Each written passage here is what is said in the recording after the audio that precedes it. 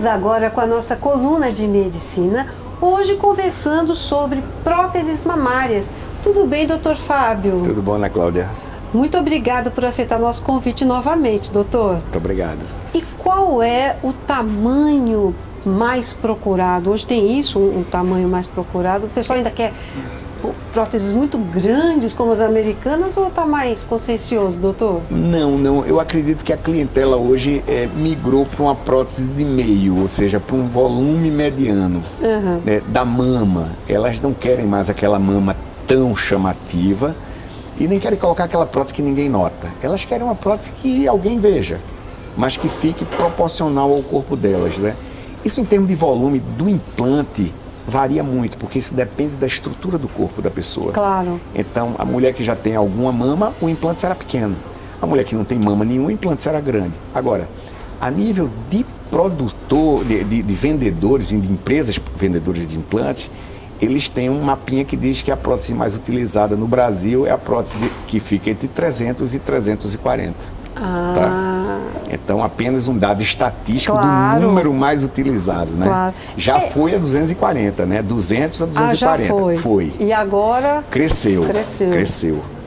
Mas, como resultado cirúrgico, as pacientes não querem mais mamas muito grandes.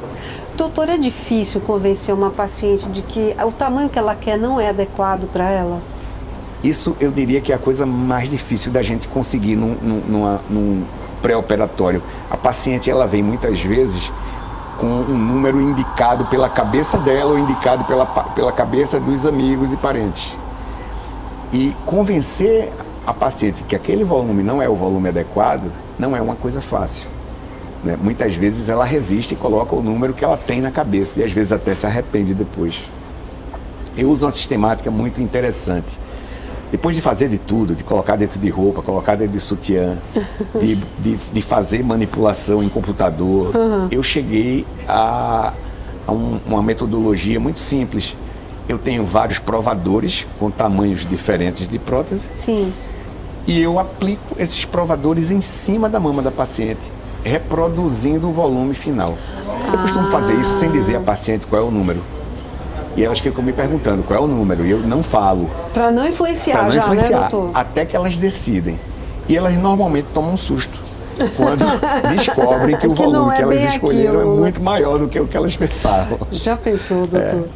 Agora, doutor, essa questão do músculo mamário, se coloca o implante hoje acima do músculo, qual é essa indicação? Isso há uma controvérsia dentro da especialidade, né? Quando eu era residente, há 30 anos atrás, a gente começou a colocar prótese atrás do músculo porque a gente não tinha próteses com a qualidade que a gente tem hoje. E se acreditava, como de fato acontecia, que ao colocar a prótese embaixo do músculo, a gente ia ter menos contratura capsular, menos enrijecimento da mama. Sim. Para ser mais simples. Depois se passou a ver que isso tinha alguns problemas, né? A mama se contraía com o movimento, a mama caía com os anos e a prótese não, ficava a prótese em cima e a mama embaixo. Havia um adelgaçamento muito grande da musculatura por pressão. Ou seja, o que é isso, doutor? Aquela prótese mantida embaixo do músculo, sim, tirando o músculo do seu trajeto natural, promove uma pressão continuada sobre a massa muscular. E o músculo peitoral, que é um músculo importante do corpo humano, começa a diminuir, a desaparecer. Nossa. Então, por conta desses problemas, muitos médicos começaram a voltar a colocar a prótese por cima do músculo, né? Eu coloco prótese acima do músculo desde que eu saí da residência, porque como eu fiz a opção por prótese de poliuretano, né? E tenho muita felicidade de colocá-las, né?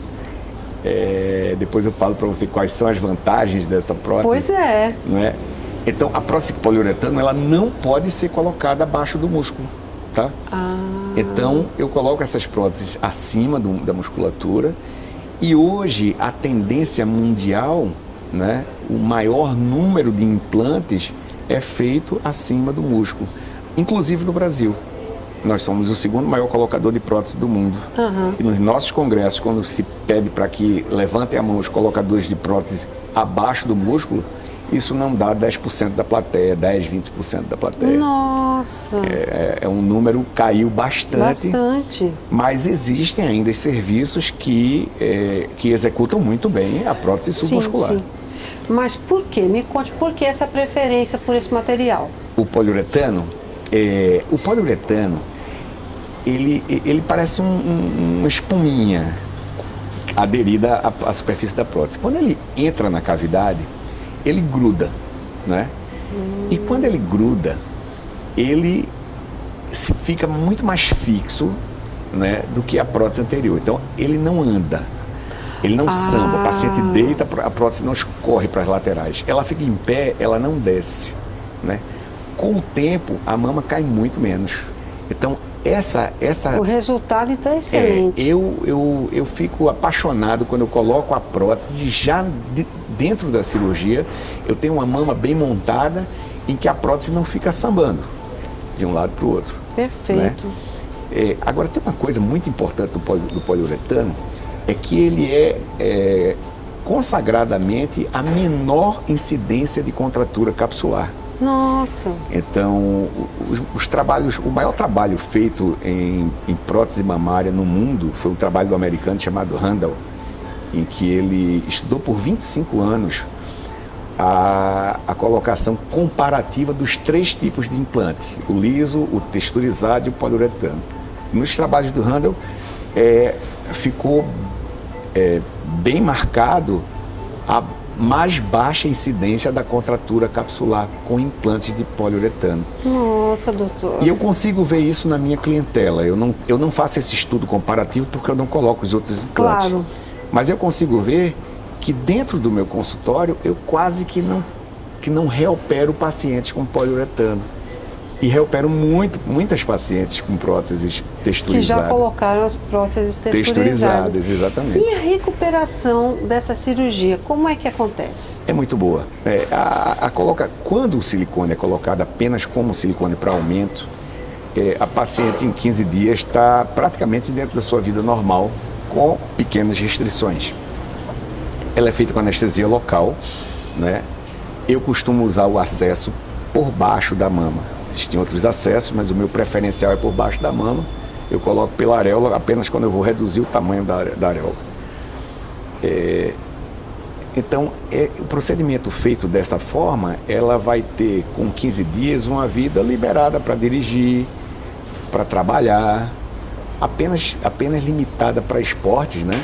Claro, eu libero esportes de baixo impacto, ou seja, uma caminhada com 30 dias, musculação para membro inferior com 60 dias. Sim. E com 90 dias ela está liberada para qualquer tipo de esporte. A outra limitação é o sol. Todas as cirurgias plásticas limitam a exposição ao sol. E a gente pede que a paciente fique sem exposição ao sol até que a cicatriz perca a cor avermelhada. Isso pode levar 6, 8 meses. Vai de cada um. Vai de cada um. Doutor Fábio Nóbrega, o pessoal que está em casa nos assistindo, quer saber um pouco mais sobre o assunto, entrar em contato com você, como é que pode fazê-lo? Bom, eu tenho uma clínica, a Clínica Desirê, em Boa Viagem, na Rua Viador Severiano Lins, número 123, telefone 3466-8658 ou 3089-0863. Doutor Fábio, muito obrigada, foi um prazer recebê-lo aqui. Muito obrigado. E você não sai daí, a gente faz um breve intervalo, mas volta já já.